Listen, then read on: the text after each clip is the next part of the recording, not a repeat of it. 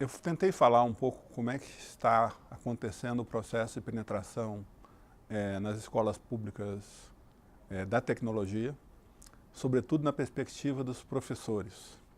Porque eu acho que uma questão central é que a maior parte das organizações que pensam o tema da tecnologia estão olhando para os alunos e estão produzindo produtos e serviços tecnológicos para alunos, para jovens. Então, e o que está acontecendo é que os professores eles têm uma enorme dificuldade de acessar, utilizar e incorporar essas tecnologias no ambiente pedagógico, né? Então, a discussão que eu estava trazendo é o que é aquilo que a gente pode proporcionar, que tipo de contexto que a gente pode produzir para poder permitir que os professores consigam utilizar de uma forma mais adequada e eficiente as tecnologias em benefício do processo de ensino-aprendizagem. E uma das coisas que eu defendia são as chamadas metodologias ativas. A ideia das metodologias ativas é você poder utilizar de recursos e que, em vez do professor oferecer apenas uma aula expositiva, por exemplo, ele provoca o aluno a desenvolver um projeto. Ele faz uma pergunta para o aluno e o aluno é que vai ter que buscar esse conhecimento da forma que ele achar mais interessante, né? Então, ao longo do desenvolvimento desse projeto, o aluno pode procurar a solução A, a questão B, ele vai investigar. E isso significa um reposicionamento do papel do professor. E, em vez de ser só um professor transmissor do conhecimento, ele passa a ser também um mediador, um curador da informação e um mediador do processo de ensino-aprendizagem. Ele muda do papel na sala de aula. A gente tem visto que isso tem apresentado resultados bastante interessantes em diferentes escolas. Hoje você tem um conjunto importante de cursos superiores adotando esse tipo de metodologia de ensino pela pergunta, de ensino orientado a projetos e outras formas desse tipo, exatamente para a gente sair desse dilema da aula expositiva, que o aluno jovem, conectado, ele tem muita dificuldade de acompanhar e se interessar.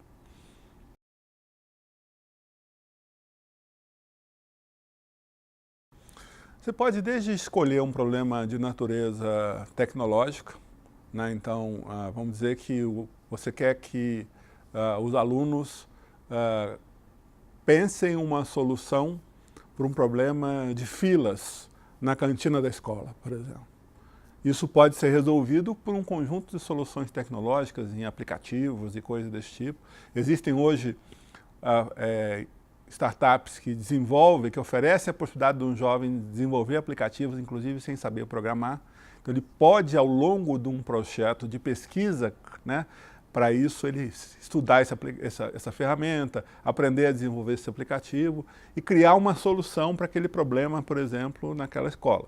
Então, pode ser uma coisa bem local, pode ser uma coisa mais geral. Eu vi projetos relacionados à gestão de resíduos sólidos num certo município, eu vi propostas relacionadas à parte de alimentação, hortas, como é que a gente usa a tecnologia para pensar cardápios, como é que a gente conecta isso com restaurantes da comunidade. Enfim, você tem um conjunto de temas e, em geral, o mais interessante é que esse tipo de projeto ele seja construído pela própria comunidade escolar. Agora, em ambiente universitário, a gente vê também o que a gente chama de desafios, que são, por exemplo, empresas proporem para um certo grupo de estudantes um desafio de natureza tecnológica, mediado pelo grupo de professores e alunos que estão ali presentes. Eu mesmo já patrocinei uma vez, numa certa universidade aqui em São Paulo, um desafio desse tipo, e a gente tinha lá 30 grupos de alunos tentando desenvolver uma solução técnica para um certo problema que a gente tinha, e no final teve lá uma competição, acabou se premiando os mais interessantes, e aqueles meninos lá resolveram inclusive continuar a desenvolver aquela solução por mais algum tempo. Eu visitei, por exemplo, uma escola que tinha uma horta. E o que era o problema da horta? Você tinha uma série de problemas de manutenção daquela horta e também de escolha dos produtos que iam ser produzidos naquele espaço.